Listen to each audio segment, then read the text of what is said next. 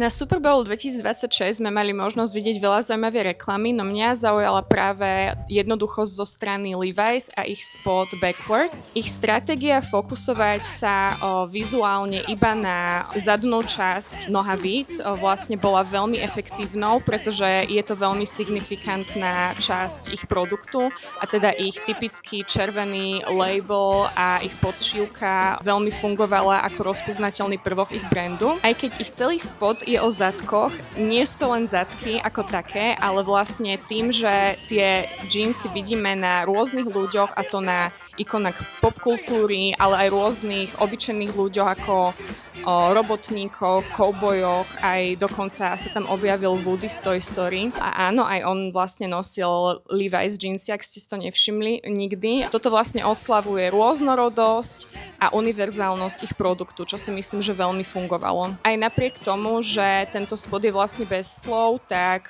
je veľmi efektívny a myslím si, že určite zaujal. Ak si aj ty sledoval Super Bowl, napíš nám, aká bola tvoja obľúbená reklama.